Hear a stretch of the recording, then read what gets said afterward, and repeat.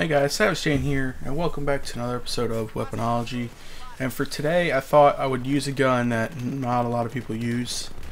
The Famas is seen as a gun that is hard to use, has crazy fire rate, low accuracy, high recoil, and just takes a lot of determination to master.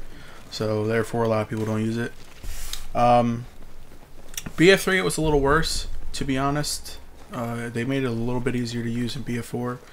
Not a super jump towards, you know, making it easier, but they definitely did, you know, make it a little bit more user friendly. If you use it in BF3, you were seen as either a cheater or a god. If you were good at using it, because that gun, if you could shoot it in BF3, it just dominated everything else in the game. It destroyed people at close range. It felt like you were using a shotgun. Just deadly. This game, you know, it still has 1,000 fire rate, 1,000 shots per minute. It's really fast. The only thing is 26 rounds in your magazine. That's such a small fucking magazine for 1,000 round per minute fire rate. But you know, it's something you gotta deal with. If it still had 30 or 31 with one in the chamber, like it did at the start of BF3 when it first launched with Back to Karkand DLC, it originally had 30, and I think the fire rate was only 900. I think they upped the fire rate and lowered the clip amount. I think so. I could be wrong, but I know that they did lower the magazine capacity to try to balance the gun a little bit, and I guess it's for a good reason. Like I said, it can be deadly if used in the right manner. Like I have on it in BF4 muzzle brake, red dot sight, laser, and angled grip. And this thing, if you microburst at long range, it's really good, and just anywhere from within like 0 to probably 50 meters, you could really just spray it and get easy kills. Like I said, they made it a little bit more user friendly for BF4, so you don't have to have as much control for medium to close range, but long range, you're gonna need a lot of control to be able to kill people at long range.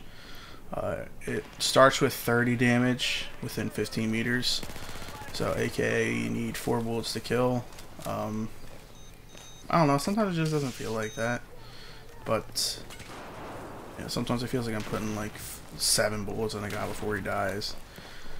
But again, that could just be Battlefield 4 netcode and all that stuff, so I'm not gonna worry about that too much. We all know Battlefield games don't have the best netcode for making their guns as perfect as they're supposed to be. When a game comes out with working as it's supposed to, netcode wise and everything else wise, that's the day gaming will be glorious, and I highly doubt it's anywhere in the future. Just because there's so many things that can go wrong. I know that games are gonna look more gorgeous with you know, next gen consoles. It's gonna help PC users as well, because game companies aren't gonna have to hold back for older consoles with older, you know, equipment. Next gen consoles still don't have as good as equipment as most PC users have, but it's a major step up from what it used to be. Xbox 360 to Xbox One is a major jump. And the new Call of Duty game released real in-game screenshots of characters' faces, and it looks really fucking good. If that's what the game's gonna look like, I have some good feelings about next gen games, because you know, once they stop supporting old consoles, it's gonna be glorious. And I think Battlefield, if they just get their shit together, and if EA isn't so fucking pushy on getting a game out before COD and just let DICE do their thing, Battlefield will turn out what it used to be. You know, BF2, 1942, or 2142, even Vietnam.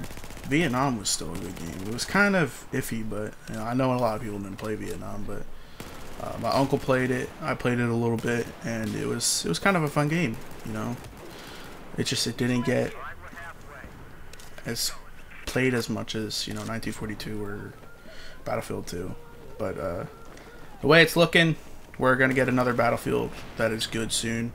Though the pattern of the way Battlefield has been releasing, or DICE has been releasing Battlefields, it's usually 2 shitty ones and then a good one. I had a discussion with a guy in my competitive team about this the other day. So if you're a real Battlefield fan, you'll be looking forward to Battlefield 5. Hopefully it'll be good.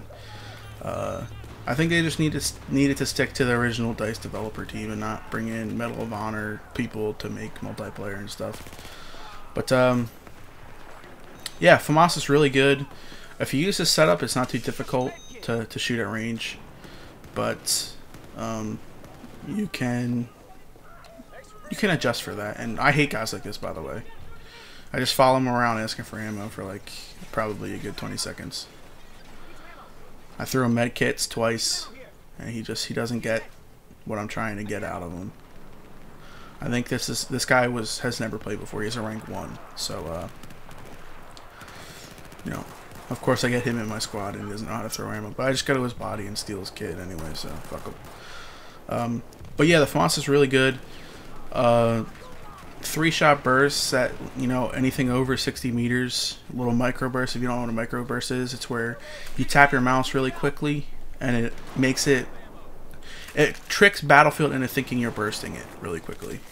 So it makes it think that you're just doing 2-shot bursts or 3-shot bursts, where really the gun is shooting full auto, but it has the accuracy of a burst. Especially with the new addition of angle grips in BF4, micro bursting is better than ever. So if you learn to micro burst with guns, your accuracy will greatly increase. It's a competitive